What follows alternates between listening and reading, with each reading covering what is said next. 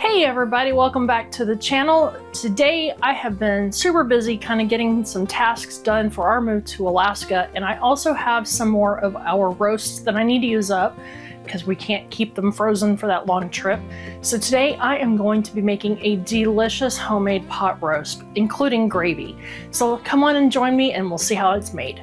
Before you get started on your pot roast, preheat your oven to 350 degrees or less. I like to go 350 degrees and go for 4 hours, but if you go for a lower temperature, you can stretch it out and you can always cook it longer. The longer you cook it, the softer your meat is going to be. Just be careful with your vegetables because things like your potatoes will get super mushy. With that said, gather your meat and your root vegetables and some salt and pepper and water. Wash your vegetables, then take your roast and place it in a deep roasting pan. As an option, you can also take your roast and brown the sides in a skillet on medium-high heat. Just to brown the outsides, you don't want to fully cook it this way. After you brown it, just put it in your deep roasting pan at that point. It does not really matter what order that you cut your vegetables in. I'm just gonna start with my celery today. I'm gonna cut off the root end and put it in my compost bin. And then I'm gonna chop it into the bite-sized pieces that my family prefers. If you like smaller pieces, you could cut each stalk in half. Whatever you like, cut it to your preferences. If there are any brown or bad parts on the tops, you can chop those off and compost them as well. This head of celery had some really large leaves on it, so I actually need to chop them a little bit smaller today, but they're all perfectly fine to add into your roast. Once you've got them chopped, just sprinkle them over top of the roast, and then we're gonna move on to our onion.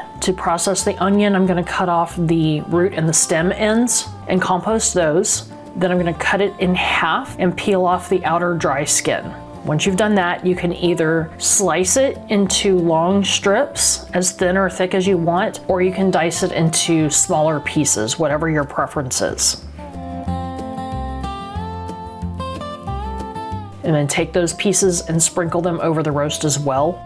I love this new cutting board that I am using. I wanted to get some pecan wood and I had my son make it into a beautiful cutting board, and he even put feet on the bottom that are non-slip, and it has been working beautifully. It's a great height and it's wonderful to use. I've loved it.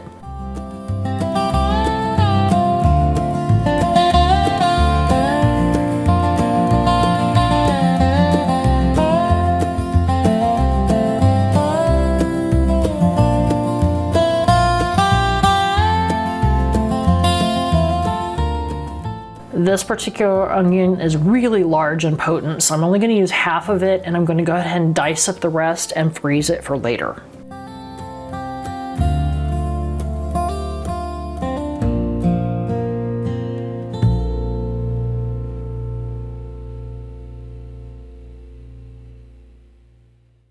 Moving on to our carrots, you want to peel them, cut off the top and the bottom, cut them into the size pieces that you prefer. I like to leave mine in coins, and fairly thin is okay because they hold up their texture really well for the roast. As a tip for when you're making a roast, I like to do about 1 medium or large potato per person that's going to be eating. So for my current family of 5, I would do 5 or 6 potatoes, depending on their size. I also like to do a little bit extra so we have some leftovers. Never a bad thing. So then you would also do 1 decent sized medium to large carrot per person, and then about 1 or 2 celery stalks per person that's eating. For your family, if you like something in particular and you want to have more of it, that's perfectly fine. Feel free to add extra. You'll see I'm doing extra carrots and I do extra celery because that's a favorite in our family. The great thing about a pot roast is you can customize it to your taste or whatever you have on hand that you need to use up. It's very, very versatile. You can add other root vegetables as well, like turnips, etc. It's whatever you want to do.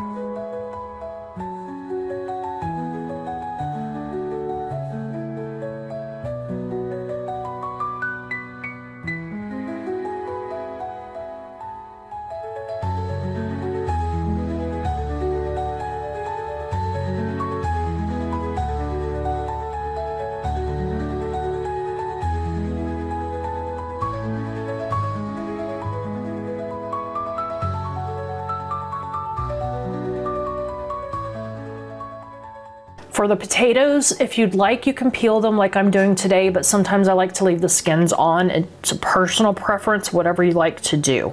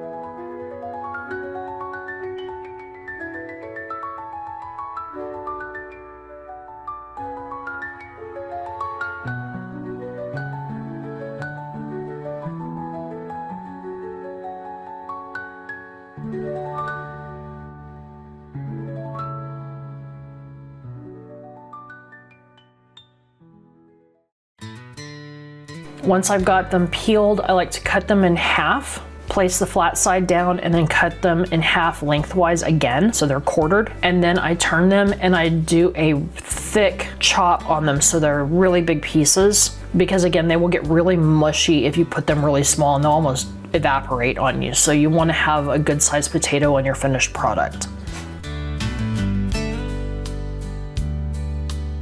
Remove any brown spots that are on the inside, like on this one end of this potato.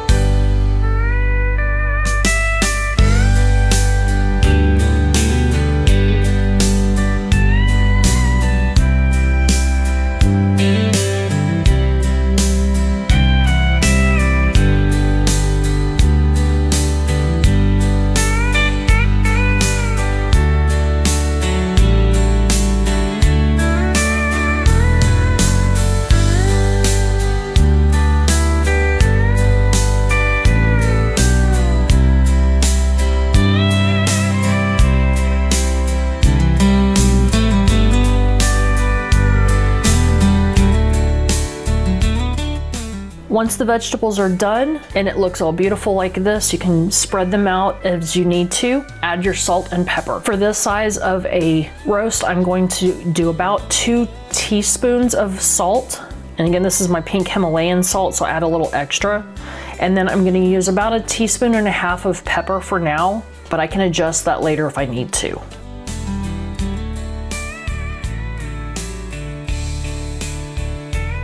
Top it with water. I did about 3.5, almost 4 cups of water. You want it to go up, not cover the vegetables completely, because the roast is going to create its own broth as well with the drippings, but you do need to have water so that it can actually soak in and cook your vegetables.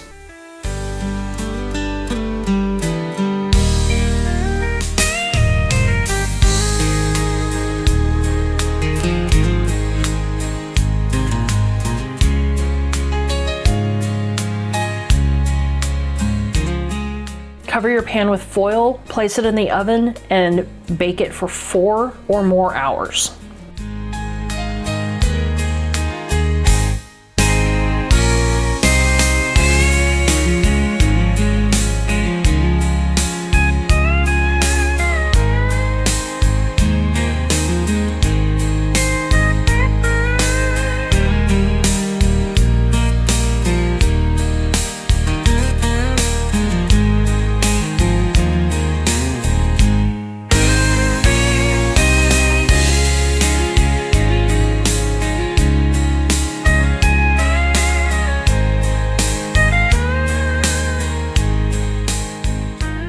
Once you are ready to remove it from the oven, very carefully remove your foil because the steam is very, very hot and it will burn you.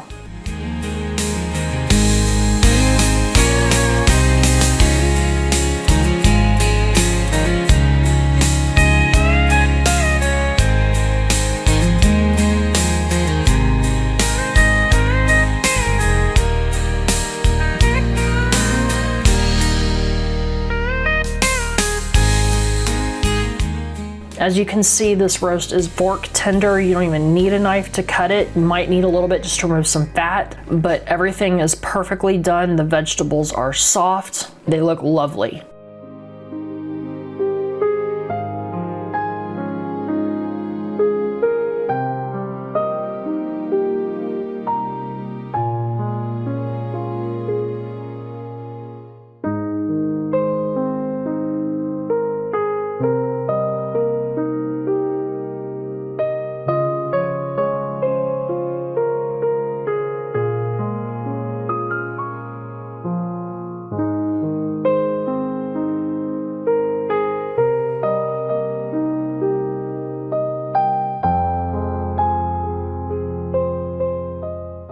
Now we're going to rest our roast and we're gonna make some gravy. To a skillet on medium to medium high heat, you're gonna melt either some tallow or butter, about half of a cup.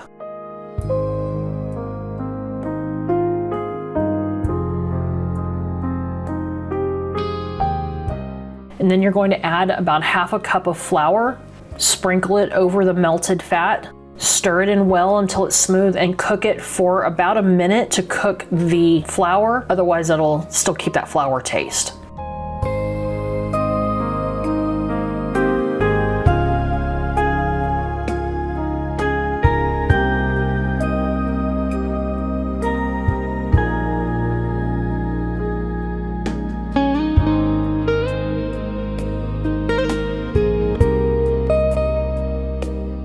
Once that is cooked, add in either some beef broth or all of the pan drippings. I'd like to do a little bit at a time so that I don't add too much and it thickens as it goes. So just add in quite a bit, stir it well, add some more in, stir it, and you'll see it starting to get looser and smoother as you're stirring, and you'll start to get it to the texture that you prefer. Sometimes I like a really thick gravy. Today it wound up being a little bit thinner of a gravy, but that's perfectly fine. I am out of beef broth right now, so I just needed a little bit more than my drippings were in the pan, so I added a little bit of water from our RO water system.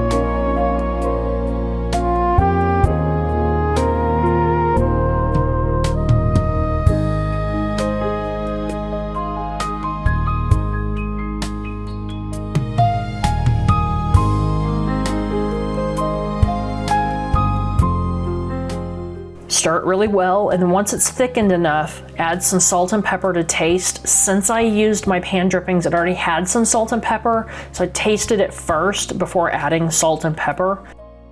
And then I added about another teaspoon and a half of both and retested it, and it needed a little bit more salt. So I'm gonna add about another teaspoon of salt to the pan and stir it well. Once it's to the thickness you want, remove it from heat and serve it over your roast and veggies and enjoy.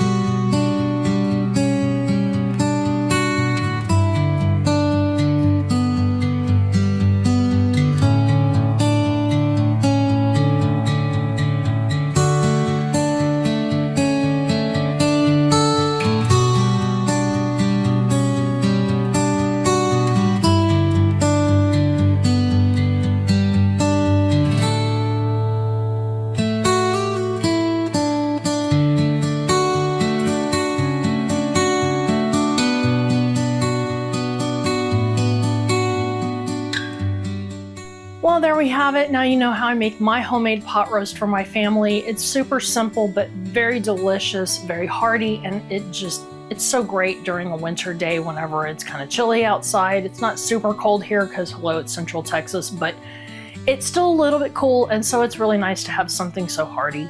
I hope you enjoyed spending time in the kitchen with me today and hopefully learned something new and are willing to try it yourself. Have a very, very blessed day, and we'll see you next time. Bye.